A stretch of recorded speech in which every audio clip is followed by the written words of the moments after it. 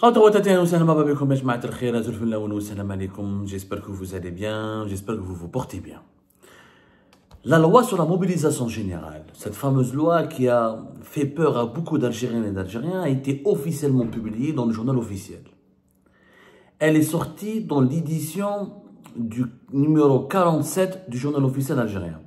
Elle a été publiée le 22 juillet 2025. Vous pouvez aller la voir, la consulter, le journal officiel, édition 47, numéro 47. C'est une loi qui a été donc, qui correspond, c'est la loi numéro 2505, correspondant au 19 juillet 2025, relative à la mobilisation générale. Elle est signée par le chef de l'État, Abdelmajid Tebboune. Il y a exactement, je vais vous dire les nombres d'articles, 27 articles, 3 pages pratiquement, voilà. Il y a exactement 64 articles. Cette loi n'a pas été expliquée. Le ministre de la Justice l'a expliqué 2 à 3 reprises. Quelques partisans, quelques experts, pseudo-experts, partisans du pouvoir algérien actuel ont tenté de l'expliquer, de la relativiser, de lui enlever lui enlever toute dimension de gravité, parce que mobilisation, vous savez ce que c'est que la mobilisation générale? Il faut savoir c'est quoi la définition de la mobilisation générale. La mobilisation générale, la définition communément admise dans la jurisprudence internationale, c'est l'appel et la préparation à la guerre. C'est l'appel et la préparation à la guerre. C'est une loi qui désigne la mise en œuvre de toutes les ressources d'un pays, ressources économiques, politiques, financières et humaines, en cas de guerre grave ou de crise nationale majeure. En cas de grave guerre ou de crise nationale majeure. La mobilisation générale ne signifie pas qu'on va faire la guerre à un ennemi extérieur. Elle peut être utilisée aussi pour faire pour faire la guerre à un ennemi intérieur. Donc ça peut être des guerres civiles comme des guerres qui opposent à des voisins ou à des ennemis étrangers. La mobilisation générale, c'est l'appel sous les drapeaux de toutes les forces vives d'un pays. C'est-à-dire qu'on appelle les jeunes, toutes les personnes qui sont en bonne santé, hommes ou femmes, surtout des hommes, des pays où la mobilisation générale touche aussi les femmes. Et on réorganise le pays, on réorganise toute la gestion politique d'un pays pour soutenir l'effort de guerre. La mobilisation générale est des cas historiques, 1994 dans les pays européens, 1931 pour les deux dernières guerres mondiales. Donc, pendant la mobilisation générale, les institutions sont suspendues, il n'y a plus de démocratie, il n'y a plus d'élections, il n'y a plus de liberté publique et individuelle, il n'y a pratiquement plus de droits de l'homme puisque le pays doit se concentrer sur un effort de guerre, se protéger et lutter contre un ennemi extérieur ou un ennemi intérieur. Donc c'est une loi grave. Dans un pays qui se respecte, une telle loi, normalement, elle devrait faire l'objet d'un débat. Pourquoi une loi sur la mobilisation générale? Est-ce qu'on est menacé par un ennemi? Est-ce qu'on va aller faire la guerre? Pourquoi? Nous en avons déjà parlé lors d'une émission qui a été publiée le 22 avril 2025. On a expliqué que juridiquement, on a donné une explication juridique et une explication politique. On a expliqué que cette loi ne signifie pas que l'Algérie va faire la guerre à un pays. Parce qu'à l'époque, quand en avril 2025, lors d'un conseil des ministres, Abdelmajid Tebboune, un communiqué qui résume les travaux d'un conseil des ministres qui a été présidé par Abdelmajid Tebboune, parlait de la préparation et de cette loi sur la mobilisation générale, tout le monde a pensé à une guerre avec le Maroc.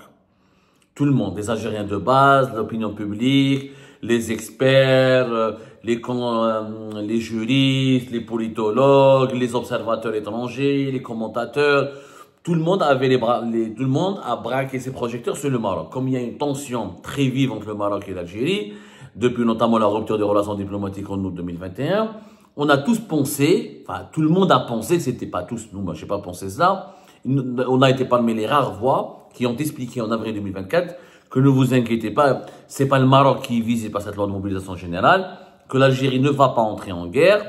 Il y a juste un article, l'article 99 de la Constitution, qui permet, cet article qui permet au président de la République de convoquer, de décréter la mobilisation générale au Conseil des ministres. après avoir informé le Haut Conseil de sécurité, le président du Conseil de la Nation, le président de l'Assemblée, le président du Parlement. Donc, il fallait un texte juridique qui précise et qui donne les conditions d'application de cet article 99 de la Constitution. D'ailleurs, cet article, il est normal dans les compétences d'un chef d'État de pouvoir décréter la mobilisation générale en cas de guerre, en cas de menace. Mais la Constitution n'a pas été précise. Comme c'était opaque, donc ça donnait un super pouvoir au président qui aurait pu l'utiliser comme il voulait. Cette fois-ci, c'est précis. Et malheureusement, les précisions sont encore plus graves et plus dangereuses que l'opacité elle-même de cet article 99 de la nouvelle Constitution de 2020. Il faudrait plusieurs émissions pour expliquer et détailler la gravité de cette loi. Dommage que les juristes, que les constitutionnalistes, que les avocats, que tout simplement les partisans de la paix, du bon sens, les défenseurs des droits de l'homme ne peuvent pas s'exprimer en Algérie. Comme on est appelé à être leur porte-parole, à malheureusement les remplacer en attendant que le pays se libère de cette chape de plomb de la dictature, on est obligé de se faire ce travail. Prenez la disposition la plus dangereuse, et cette disposition, elle est contenue dans l'article 5. Tout ce que je dis là, vous pouvez aller le voir, le journal officiel, encore une fois, journal officiel, édition numéro 47, du 22 juillet 2025. L'article 5 de cette loi, sur la mobilisation générale, elle dévoile les véritables intentions des dirigeants qui sont à l'origine de cette loi, les dirigeants du système Tebboune. Que dit cet article? Écoutez bien. La mobilisation générale est décrétée par le président de la République en Conseil des ministres lorsque le pays est menacé d'un péril imminent dans ses institutions constitutionnelles, dans son indépendance ou dans son intégrité territoriale, en cas d'agression effective ou imminente, conformément aux dispositions énoncées par la Constitution. Je répète, l'article 5. La mobilisation générale est décrétée par le président de la République en Conseil des ministres lorsque le pays est menacé d'un péril imminent dans ses institutions constitutionnelles, dans son indépendance ou dans son intégrité territoriale, en cas d'agression effective ou imminente, conformément aux dispositions énoncées par la Constitution.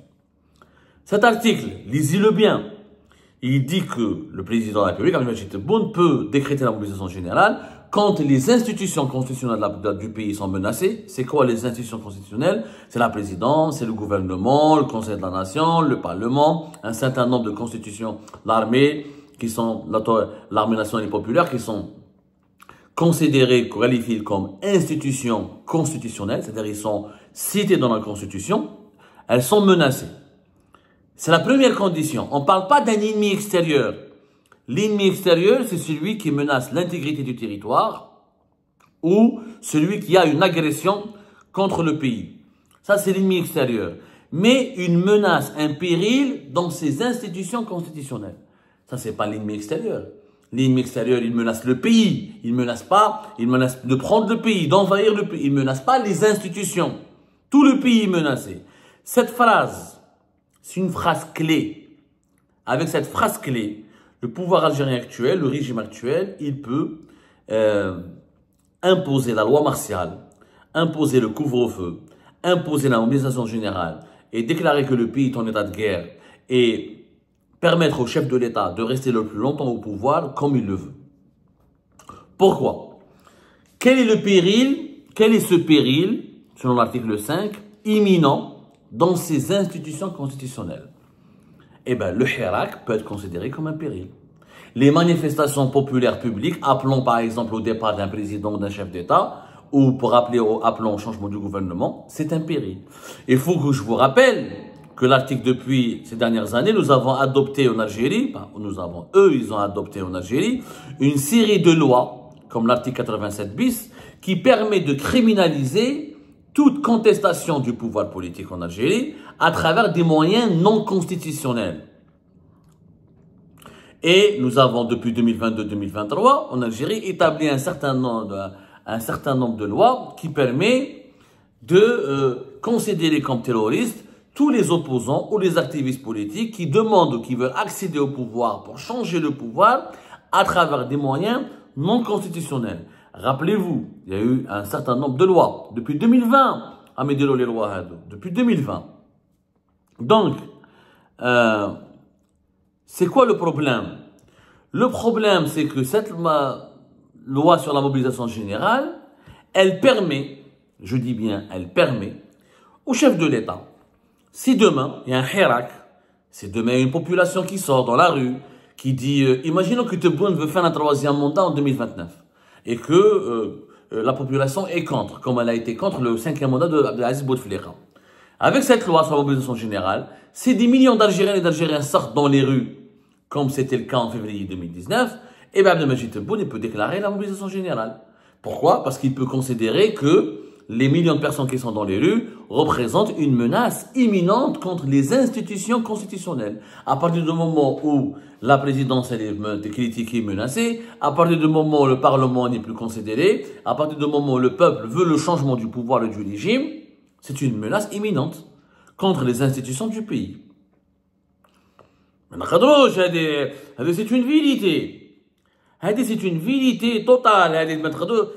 Qui trouve le discours, qui trouve depuis, encore une fois, l'arsenal juridique algérien. Comment il a changé ces dernières années, notamment avec l'article 87 bis, depuis 2022, depuis 2023, tout ce qui a été, tous les amendements qui ont été adoptés, par exemple, l'ordonnance numéro 2108 et la nouvelle définition du terrorisme depuis 2021, notamment depuis 2021 et 2022, il y a eu une série, je dis bien une série de nouvelles lois qui ont été adoptées, qui criminalisent l'activité politique, qui criminalisent l'opposition, qui criminalisent la manifestation dans les rues. Combien de hirakistes, d'opposants, de journalistes ont été jugés ou incarcérés pour apologie du terrorisme, pour atteinte à l'unité nationale, pour atteinte à l'intégrité territoriale, à travers juste des déclarations verbales, à travers juste des déclarations militantes et politiques. La loi sur la mobilisation générale de ce mois de juillet 2025, elle complète cet arsenal juridique qui permet maintenant, au départ, avec les lois qui ont été établies, comme l'article, comme l'amendement 87 bis et l'ordonnance numéro 2108, en appliquant la définition, en imposant la définition du terrorisme en l'élargissant à des activités politiques pacifiques, juste parce qu'un opposant veut changer le pouvoir ou contre celui qui est au pouvoir, il va être considéré comme terroriste. Aujourd'hui, avec cette loi sur la mobilisation générale, quand le peuple va sortir dans les rues, quand les opposants, l'opposition, ou des activistes, ou des citoyennes et des citoyens veulent investir la rue pour dire non au troisième mandat de Tebboune, ou ils veulent le départ de Tebboune, ou ils en ont marre du gouvernement, si le peuple il en a marre, demain il sort dans la rue, ça va être considéré, selon cette loi sur la mobilisation générale, comme une menace imminente. Je dis bien une menace imminente contre quoi? Contre les institutions, les institutions constitutionnelles du pays. La présidence, elle est considérée comme une institution constitutionnelle du pays. Donc, Abdelmajid Tebboune, grâce à cette loi, c'est demain, des gens appellent à son départ, des gens veulent le mettre, ils en ont marre de lui, ils veulent pas de son troisième mandat, ou s'il tombe malade comme Abdelaziz Bouteflika, etc., il ne pourra plus gouverner, le peuple ne veut pas de président malade, et bien le pouvoir algérien pourra tout simplement utiliser la loi sur la mobilisation générale pour décréter la loi martiale, pour imposer un couvre-feu, pour imposer des mesures de sûreté d'État, pour imposer l'état d'urgence, tout simplement l'état de guerre, et nous sommes en guerre. Il n'y a pas que l'ennemi, parce que cette loi ne vise pas d'abord l'ennemi extérieur. L'article 5, regardez comment il est, tout simplement, comment il commence. La mobilisation générale est décrétée par le président de la République en Conseil des ministres lorsque le pays est menacé d'un péril imminent. Un péril imminent, ça veut dire que la menace, elle est directe, on peut la constater, on peut la sentir, elle est palpable. On peut l'évaluer. Lorsque le pays est menacé d'un péril imminent dans ses institutions constitutionnelles. Dans ses institutions constitutionnelles. Après, ils vont parler de l'intégrité du territoire ou de son indépendance. Normalement, la menace, normalement, un pays d'abord menacé, ils se sont menacés quand il y a son territoire il est violé, quand il est agressé par depuis l'étranger, quand son indépendance elle est menacée. Non, on met en valeur d'abord les institutions, on met en avant d'abord les institutions constitutionnelles. Ça veut dire la présidence, l'armée, le parlement, le Sénat, le gouvernement, etc., etc., etc. Le pouvoir lui-même.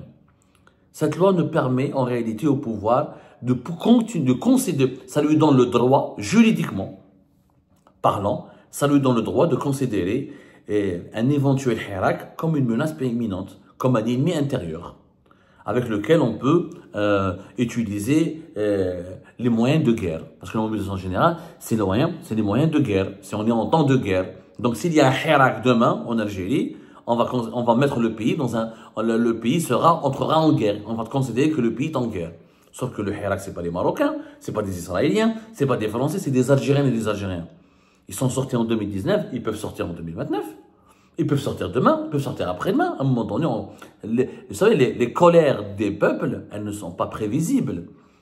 Il y a des signes avant-coureurs, mais un peuple peut se révolter à n'importe quel moment. Il peut dire qu'il en a marre. Il a le droit d'ailleurs de dire qu'il en a marre. Sauf qu'en Algérie, il faut maintenant mesurer les conséquences. Si le peuple dit qu'il en a marre, et s'il y a des millions de personnes qui sortent dans les rues, ou des milliers de personnes qui sortent dans les rues pour dire on ne veut plus de ce président, on ne veut plus de ce gouvernement, eh ben, c'est l'état de guerre.